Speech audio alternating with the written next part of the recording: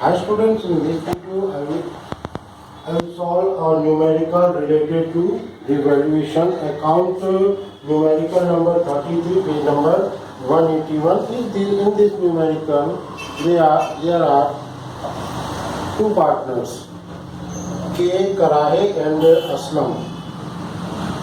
They share their profit in a 3:2.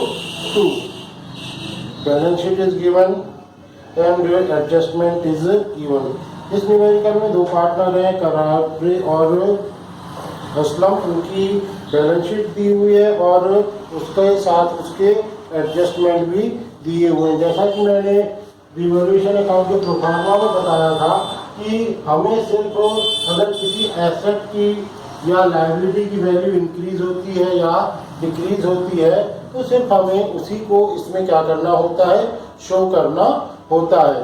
ठीक है, जैसे कि इसके फर्स्ट एडजस्टमेंट में लिखा है कि उनने श्री पिछोले को न्यू पार्टनर के तौर पे इंक्लूड किया। इसमें इसको हम रिवॉल्यूशन अकाउंट में नहीं लिखेंगे। Second, he will bring 12,000 as capital and 9,600 as a goodwill. इसको भी हम अपने रिवॉल्यूशन अकाउंट में शो नहीं करेंगे। क्यों? क्योंकि हम रिवॉल्यूशन अकाउंट में सिर्फ उन्हीं चीज़ों को शो करते हैं जो कि जिनकी वजह से या तो एसेट इंक्रीज होती है या डिक्रीज होती है या लायबिलिटी इंक्रीज होती है या डिक्रीज होती है। Third adjustment is building valued at ₹30,000 and machinery valued at ₹8,000। ये जो बिल्डिंग थी उसकी वैल्यू हो गई थी 30,000 और जो मशीनरी थी उसकी वैल्यू हो गई थी 8,000। अब हम ये जो अमाउंट है बिल्डिंग और मशीनरी का अमाउंट हम बैलेंस शीट से क्या करेंगे, कंपेयर करेंगे। बैलेंस शीट में जो बिल्डिंग की वैल्यू दी हुई है वो है 20,000 और जो एडजस्टमेंट में जो वैल्यू दी हुई है वो है 30,000। ओके, तो जो वैल्यू है वो क्या हो गई है, इंक्रीज हो गई है। और जब एसेट की वैल्यू क्या हो जाती है, इंक्रीज होती है। जब एसेट क्या हो जाती है, इंक्रीज हो जाती है तो हम उसको लिखते हैं क्रेडिट साइड में। हम यहाँ लिखेंगे building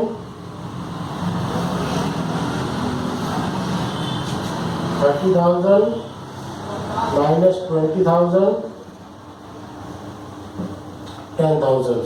next thing is machinery. Machinery की वैल्यू दी हुई है 8,000 जबकि बैलेंस शीट में मशीनरी की वैल्यू दी हुई है 9,000। तो इसका मतलब है कि जो मशीनरी की वैल्यू है वो क्या हो गई है, डिक्रीज हो गई है। और जब भी कोई एसेट की वैल्यू क्या हो जाती है, डिक्रीज होती है, तो हम उसको कहाँ लिखते हैं, डेबिट साइड में।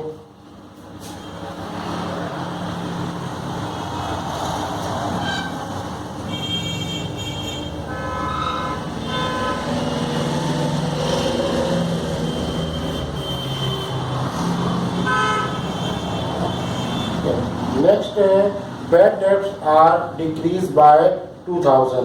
कि जो बैड डेब्ट्स थे वो डिक्रीज हो गए 2,000 रुपये से, वो 2,000 रुपये से कम हो गए। देखिए पहले बैड डेब्ट से प्रोविजन था 8,000 का, बैड डेब्ट से में जो प्रोविजन दिया हुआ है बैलेंस शीट में वो दिया हुआ है 8,000 का, लेकिन वो डिक्रीज कितने, डिक्रीज बाय, यहाँ पे वर्ड यूज हुआ है बाय, मतलब वो 2,000 रुपये से कम हो गए।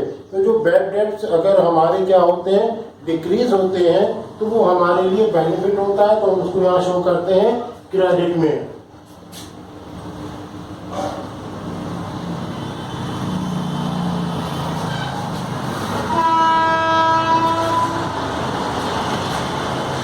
नेक्स्ट है market value of investment is 6,500। Market value जो इन्वेस्टमेंट की वो प्रेजेंट डेट में कितनी है, 6,500। जबकि बैलेंस शीट में जो मार्केट वैल्यू कितनी दी हुई है, 8,500। बैलेंस शीट में उसकी वैल्यू दी हुई है 8,500। तो क्या हुआ, उसकी वैल्यू क्या हो गई, डिक्रीज हो गई। इन्वेस्टमेंट क्या है, एक एसेट है और उसकी वैल्यू क्या हो रही है, डिक्रीज हो रही है। और जब किसी एसेट की वैल्यू क्या होती है, डिक्रीज होती है, तो हम उसको कहाँ लिखते हैं, डेबिट साइड में। इन्वेस्टमेंट 8,500 का था, वो रिड्यूस होकर रह गया 6,500 का। 2000। ठीक है, यहाँ तक हमारी जो एडजस्टमेंट थे वो कंप्लीट होते हैं। अब हम क्या करेंगे, दोनों साइड का टोटल करेंगे। इस साइड का टोटल आ रहा है 12,000 और इस साइड का टोटल आ रहा है 3000। 12,000 माइनस 3000 9,000। तो हम ये कह सकते हैं कि जो अमाउंट हम कैपिटल अकाउंट में ट्रांसफर, जो हम पार्टनर से कैपिटल अकाउंट में ट्रांसफर करेंगे पार्टनर्स के, तो हमें यहाँ पे प्रॉफिट हुआ है। हम यहाँ पे क्या हुआ है, 9,000 का प्रॉफिट हुआ है और इसको हम क्या करेंगे, पार्टनर्स कैपिटल अकाउंट में ट्रांसफर करेंगे। हमारे दो पार्टनर से कराहे और असलम, और इनका प्रॉफिट शेयरिंग रेशियो था 2:3। इनका प्रॉफिट शेयरिंग रेशियो था 3:2। प्रॉफिट शेयरिंग रेशियो था 3:2। 9,000 को हम 3:2 में क्या कर देंगे, डिवाइड कर देंगे।